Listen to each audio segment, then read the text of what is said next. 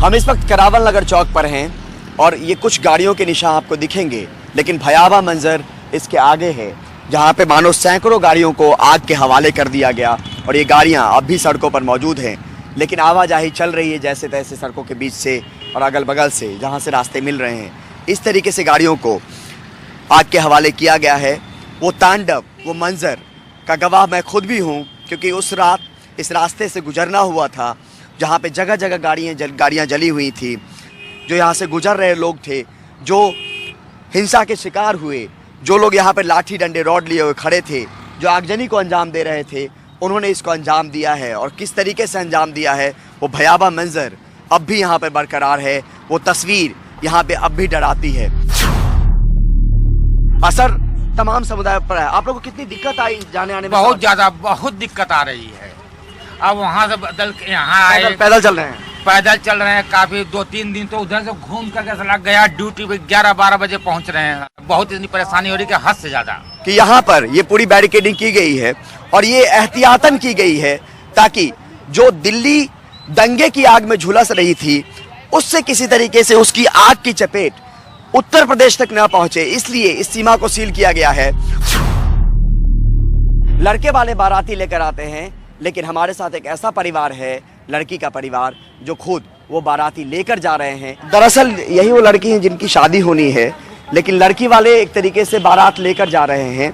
ये चांदबाग की गली है, जो चांदबाग सबसे प्रभावित इलाकों में से रहा है। ये पूरा हिंदू परिवार है, लेकिन यहाँ पे जो गेस्ट हाउस बुक था वो कैंसिल हो गया ना? हाँ जी। हैं ये लड़की तरफ के लोग, लेकिन मानिए कि ये बारात लेकर जा रहे हैं लड़के वाले के इलाके में, ताकि वहीं से शादी हो पाए। शादी इसी चंद्रपुरी के चांदबाग मोहल्ले से होना था, लेकिन अब ये लोग जो हैं, अब ये लोग वहाँ जाएंगे और वहीं से ये शादी जो है वो होगी।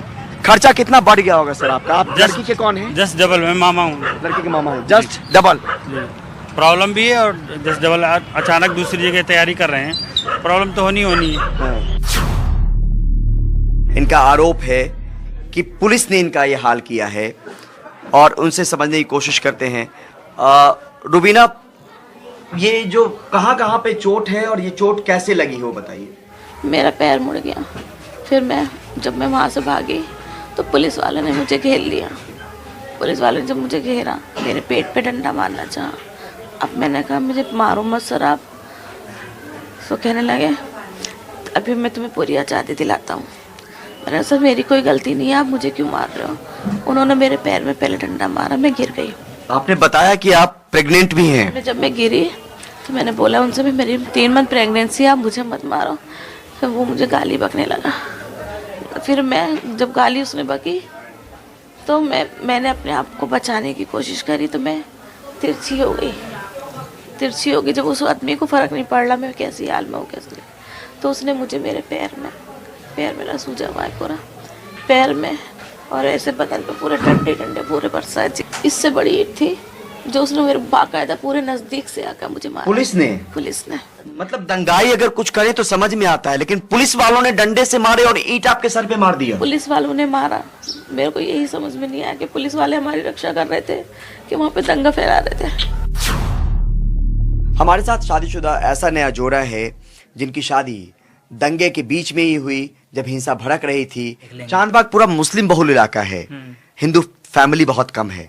आपका स्वागत कैसे किया वहाँ पर? जब उनके गली में गए तो वहाँ भी मुस्लिम समाज थे, तो मतलब कि उन्होंने भी मतलब कि बहुत कोऑपरेट करा कि जैसे कि आस पड़ोस में होते हैं कि नहीं, उन्होंने बहुत कोऑपरेट करा, पूरा सहयोग मिला।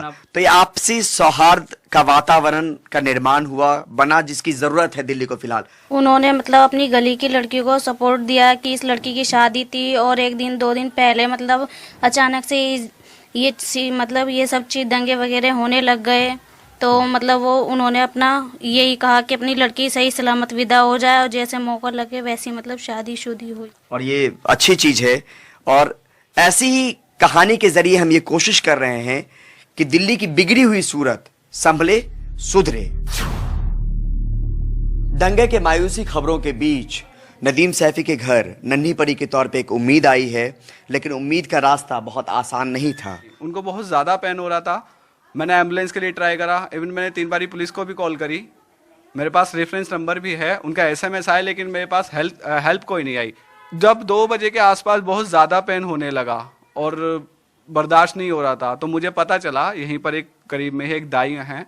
सबसे ज़्यादा प्रॉब्लम रही कि पेन बहुत ज़्यादा हो रहा था और कुछ उनके पास भी इक्विपमेंट नहीं थे, क्योंकि वो बोल रहे थे कि मैं यूज़ करती हूँ, इंजेक्शन देती हूँ इस ऐसे टाइम पर अगर कुछ होता है जल्दी डिलीवरी के लिए, लेकिन कर्फ्यू लगा हुआ था, उनके पास भी कुछ नहीं था। तो इस तरह से करते करते फिर दोपहर के 3 बज गए और 3:30 बजे मेरी बेटी का जन्म हुआ है। कल? हाँ जी, कल। मतलब हॉस्पिटल से कोई नहीं? कुछ नहीं, कुछ वहाँ से मुझे हेल्प नहीं मतलब मिली। ये तो फिर अल्लाह भरोसे ही रह गया होगा कि अब जो होगा। हाँ जी बिल्कुल, उन्होंने यही कहा कि आप अल्लाह पे छोड़ दो,